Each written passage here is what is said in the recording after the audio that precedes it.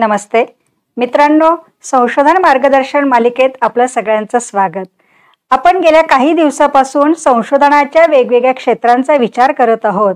कारण आपण कोणत्या फॅकल्टीच्या संबंधित संशोधन करणार आहात त्या अनुषंगाने संशोधन एरियाज जे आहेत म्हणजे रिसर्च एरियाज जे आहेत तेही माहिती असणं अतिशय गरजेचं आहे. मागील भागात आपण फॅकल्टी ऑफ ह्युमॅनिटीज म्हणजे मानव्य विद्याशाखेच्या अंतर्गत वेगवेगळ्या संशोधनाची काही क्षेत्र जी आहेत ती बघितली होती. आजच्या भागात विद्यार्थी मित्रांनो आपण फॅकल्टी ऑफ इंटरडिसिप्लिनरी स्टडीज म्हणजे आंतरविद्याशाखीय विद्याशाखेच्या अंतर्गत कोणकोणत्या पद्धतीचे संशोधन क्षेत्र येतात त्यावर जर आपण थोडक्यात माहिती घेऊया. महत्वाचा भाग असा आहे की या आंतरविद्याशाखीय विद्याशाखेच्या अंतर्गत म्हणजे या अंतर्गत खूप वेगवेगळ्या प्रकारचे रिसर्च एरियाज जे येत असतात. त्यामध्ये पहिला जो विषय आहे तो आहे टीचर एज्युकेशन म्हणजे शिक्षक शिक्षण. या आधारित कोणकोणत्या प्रकारचे ब्रॉड रिसर्च एरियाज येतात ते आता आपण बघूया. यामध्ये सगळ्यात महत्वाचा भाग जो आहे तो आहे इन सर्व्हिस आणि pre service teacher education programme म्हणजेच आपण त्याला सेवांतर्गत आणि सेवापूर्व शिक्षक शिक्षण कार्यक्रम असं आपण म्हणत असतो. मग त्या अंतर्गत सगळ्याच प्रक्रिया आहेत. टीचिंग लर्निंग प्रोसेस आहे किंवा एकूणच प्रोग्राम लर्निंग आहे, करिक्युलम डेव्हलपमेंट वगैरे आहे, टीचर स्टुडंट रिलेशन वगैरे आहे. असे अनेक भाग जे आहेत या टीचर एज्युकेशन मध्ये येत असतात. शिवाय करिक्युलम डेव्हलपमेंट आहे म्हणजे अभ्यासक्रम निर्मिती आपण त्याला म्हणूया. Quality of teacher education programme शिक्षक शिक्षण शिक्षण क्रमाची जी आहे म्हणजे कार्यक्रमाची जी आहे गुणवत्ता यावर आधारित सुद्धा आपल्याला काय करता येते संशोधन हे कार्य करता येत आहे. शिवाय प्रशासनाचा भाग आहे म्हणजे ऍडमिनिस्ट्रेशन टीचर एज्युकेशन मध्ये कशा पद्धतीचं चालतं आहे त्याची क्वालिटी वगैरे जी आहे किंवा येणाऱ्या समस्या वगैरे ज्या आहेत त्या कोणकोणत्या आहेत त्यावरही आधारित आपण संशोधन कार्य हे करू शकतो आहोत. शिवाय आपण teacher education comparative study with world standard countries म्हणजे वेगवेगळ्या देशांच्या मध्ये जे काही टीचर एज्युकेशन प्रोग्राम जो चालतो आहे त्यामध्ये ह्या जागतिक दर्जाच्या देशांशी आपला तुलनात्मक अभ्यास सुद्धा आपल्याला ह्या टीचर एज्युकेशनच्या अंतर्गत करता येतो आहे. मटेरियल रिसोर्सेस कोणकोणती लागतात ते म्हणजे भौतिक संसाधनं कोणकोणती आवश्यक आहेत. शिवाय वर्क ॲटमॉस्फिअर आहे म्हणजे टीचर एज्युकेशनच्या अंतर्गत कामाचं वातावरण कशा पद्धतीचं राखणं गरजेचं आहे किंवा जर वेगळ्या पद्धतीचं म्हणजेच एक काम करण्याच्या अनुषंगाने सुलभ जर वातावरण नसेल तर एकूणच सिस्टीमवर कशा प्रकारे परिणाम होतो आहे हेही आपण अभ्यासातून काय करू शकतो आहोत शोधू शकतो आहोत. सेल्फ इव्हॅल्युएशन आहे म्हणजे स्वयं मूल्यमापन आपण त्याला म्हणूया. अशा प्रकारची जी काही आहेत वेगवेगळी उदाहरणं आपल्याला बघता येईल. शिवाय इव्हॅल्युएशन अँड मेजरमेंट आहे मूल्यमापन आणि मापन आहे. एलिमेंटरी एज्युकेशन प्राथमिक शिक्षण, सेकंडरी एज्युकेशन म्हणजे माध्यमिक शिक्षण, हायर एज्युकेशन म्हणजे उच्च शिक्षण, प्रोफेशनल एज्युकेशन व्यावसायिक शिक्षण अशा वेगवेगळ्या पद्धतीने संशोधन एरिया जे आहे हे टीचर एज्युकेशन मध्ये येत असतात. अजूनही आपण काही उदाहरणं बघूया. त्यामध्ये आहे प्रोफेशनल एज्युकेशन म्हणजे व्यावसायिक शिक्षण, ॲडल्ट एज्युकेशन म्हणजे प्रौढ शिक्षण, डिस्टन्स एज्युकेशन म्हणजे दूरस्थ किंवा दूर शिक्षण आपण त्याला म्हणूया. व्हॅल्यू एज्युकेशन आहे म्हणजे मूल्य शिक्षण. त्याच पद्धतीने हेल्थ एज्युकेशन आरोग्य शिक्षण, ह्युमन राईट एज्युकेशन मानवी हक्क शिक्षण असे हे वेगवेगळे रिसर्च एरिया जे आहेत ते येत असतात. त्याच पद्धतीने इन्क्लुझिव्ह एज्युकेशन आहे म्हणजे सर्वसमावेशक शिक्षण आपल्याला म्हणता येईल.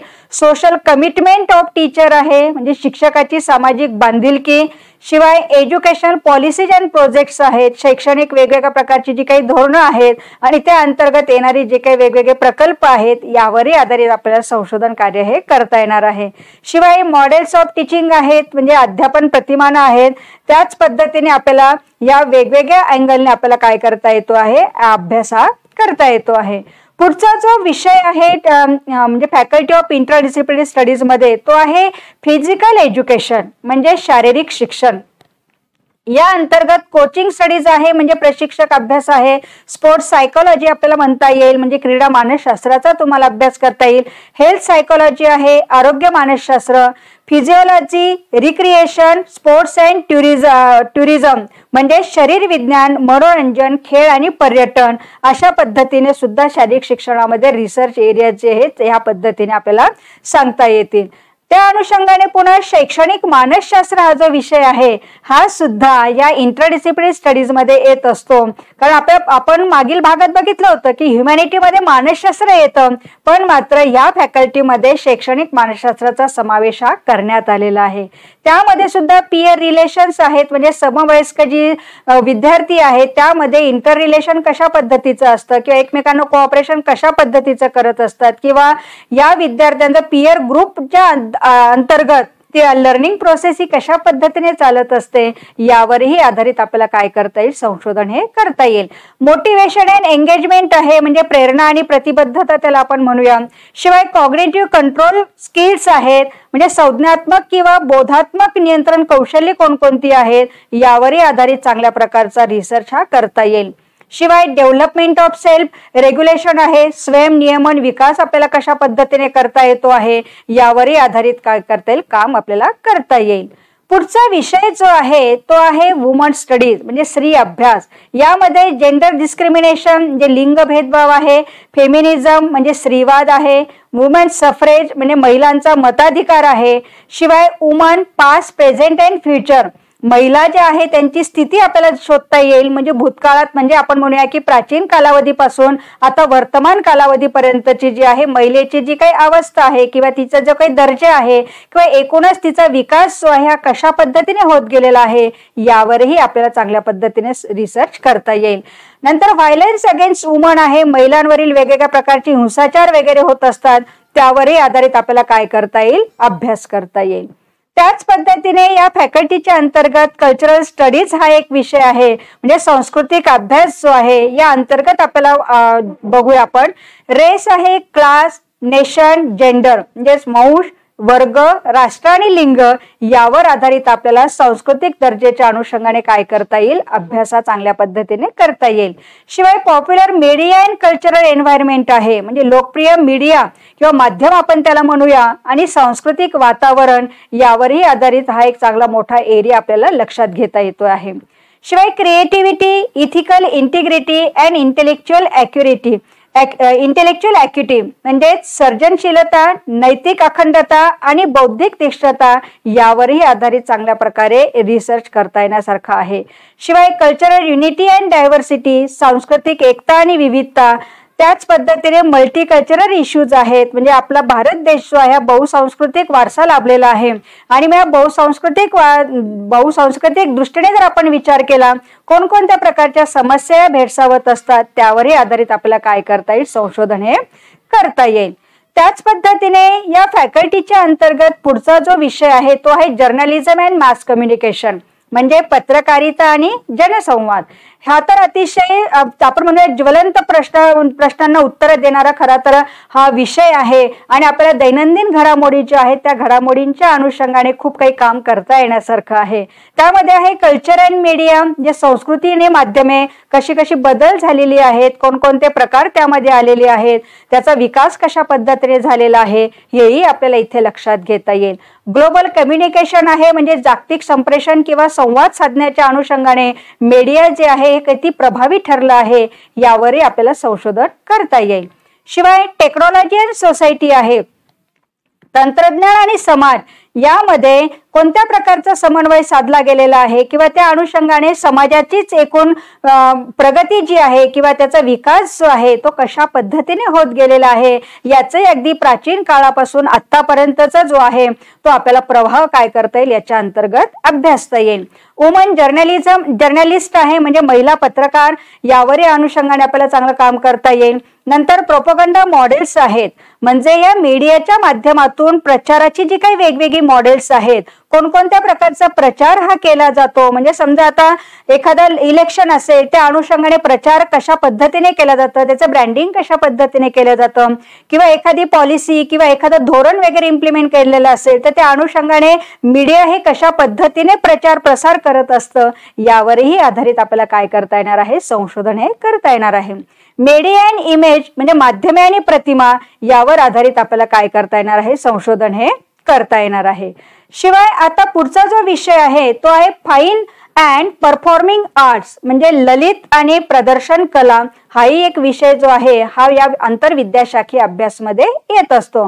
त्यामध्ये आहे ड्रॅमॅटर्जी म्हणजे नाट्यशास्त्र जे आहे, शिवाय म्युझिक आहे, संगीताचे वेगवेगळे प्रकार, थिएटर म्हणजे रंगभूमी किंवा नाट्यगृह आपण त्याला म्हणूया, डान्स म्हणजे नृत्याचे बदलते प्रवाह आहेत, क्राफ्ट्स आहेत, हस्तकला वगैरे आहे, शिवाय ड्रॉइंग अँड पेंटिंग रेखाचित्र आणि चित्रकला आहे, असे वेगवेगळे प्रवाह जे आहेत, शिवाय स्कल्पचर जे आहे म्हणजे शिल्पकला वगैरे आहे, यामध्ये कशा पद्धतीने बदल होत गेलेले आहेत यावरही आपल्याला काय करता येईल, चांगल्या पद्धतीने अभ्यास करता येईल. यामध्ये पुन्हा आणखी लायब्ररी अँड इन्फॉर्मेशन सायन्स हा जो काही विषय आहे म्हणजे ग्रंथालय आणि माहिती विज्ञान या अंतर्गत जे वेगवेगळे एरियाज आहे त्यामध्ये आहे महत्वाचं म्हणजे प्लॅगरिझम, जे साहित्यिक किंवा वाङ्मय चौर्य जे आपण केलं जातं आणि आपल्या नावावर ते संशोधन कसं आहे दाखवलं जातं. तर मग या ठिकाणी दुसऱ्याने केलेलं काम जेव्हा आपण आपल्या नावावर दाखवत असतो त्यावेळेला आपण काहीतरी चोरी केलेली आहे आणि त्याचे वेगवेगळ्या प्रकारचे गुन्हे सुद्धा काय होत असतात, दाखल होत असतात. आणि म्हणून हे प्लॅगरिझम प्रकार जो आहे किंवा तो होऊ नये यासाठी आपल्याला काय करता येईल किंवा प्लॅगरिझम आपल्याला चेक करायचं असेल तर कसं करता येईल यावरही आधारित काय करता येते, चांगल्या रीतीने संशोधने करून दाखवता येते. शिवाय क्लाउड लायब्ररीज वगैरे आहे यावरही आधारित चांगलं काम करता येते.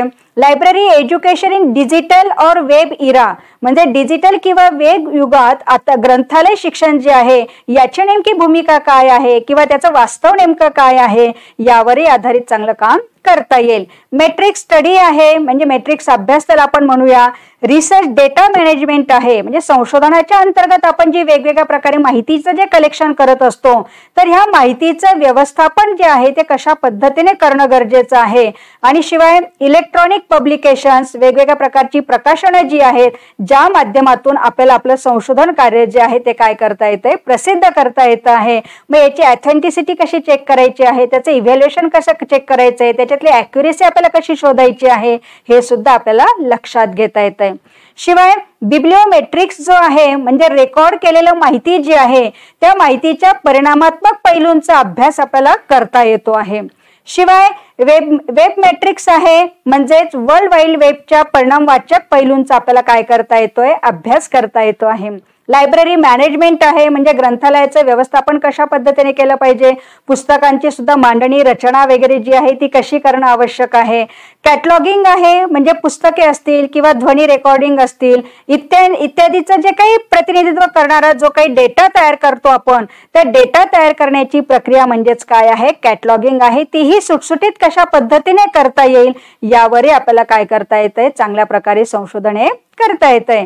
मित्रांनो, अशा रीतीने हे संशोधनाचे वेगवेगळे आपण रिसर्च एरिया जे आहेत किंवा क्षेत्रे जी आहेत ती बघितली होती. आणि पुढील भागात आपण मात्र काय करणार आहोत की रिसर्च प्रक्रिया जी आहे म्हणजे स्टेप्स ऑफ रिसर्च प्रोसेस, संशोधन प्रक्रियेचे नेमके टप्पे काय आहेत यावर आपण काय करणार आहोत, लक्ष केंद्रित करणार आहोत.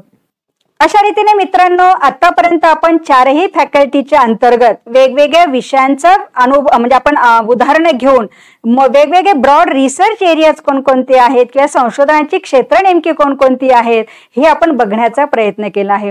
यामागचा हेतू हाच आहे की जेव्हा आपण लक्षात घेत असतो की जे विषय आपल्याला निवडायचा असतो मग विषय निवडत असताना मी संशोधन कोणत्या विषयावर करायचं आहे हा भला मोठा प्रश्न जो आहे आपल्या डोळ्यापुढे येत असतो. आणि या प्रश्नाचंच उत्तर शोधण्याच्या अनुषंगाने जर तुम्हाला तुमच्या विषयातले वेगवेगळे एरियाज जर माहिती असले तर निश्चितच आपल्याला संशोधनासाठी विषय निवड करायची असेल तर त्यावेळेला आपल्याला खूप काही मोठा मार्ग मिळत असतो, सुलभता येत असते आणि एक विशिष्ट प्रकारची डेप्थ आपल्याला गाठता येते आहे. आणि त्या विषयाच्या अनुषंगाने चांगल्या पद्धतीने काम जे आहे हे आपल्याला करण्यासाठी आपल्याला काय होत असते, इथून संधी मिळत असते. आणि म्हणून हे रिसर्च एरियाज आपल्याला माहिती असणं अतिशय गरजेचं आहे. आणि या माध्यमातून मग तुम्ही तुमच्या अजून आवडीचे काही एरियाज जे आहेत जे तुमच्या फॅकल्टीच्या अंतर्गत येत असतात ते एरियाज आपण काय करायचे आहेत, शोधायचे आहेत. आणि आपला रिसर्च टॉपिक जो आहे हा चांगल्या पद्धतीने काय करायचा आहे, निवडायचा आहे, त्याच्यात सक्षमता आणायची आहे. आणि एक समाज उपयोगी काम कसं करता येईल यावर आधारित आपला संशोधनाचा विषय जो आहे तो आपल्याला काय करता येतोय, निवडता येणं सहज म्हणजे सोयीचं होतं आहे. पुढील भागात आपण संशोधनाची प्रक्रिया जी आहे त्या प्रक्रियेचे टप्पे नेमके कसे असतात, म्हणजे आता आपण संशोधनाची संकल्पना समजून घेतली आहे, त्याचे वेगवेगळे प्रकार आपण समजून घेतलेले आहेत, संशोधनाची क्षेत्र सुद्धा आपण जाणून घेतलेली आहे. मग आता हे सगळं मी केल्यानंतर माझा पुढचा टप्पा काय आहे, तर मित्रांनो संशोधन प्रक्रिया नेमकी कशी असते, कशी सुरुवात होत असते, या भागावर आपण काय करणार आहोत, दृष्टिक्षेप टाकणार आहोत. तोपर्यंत धन्यवाद.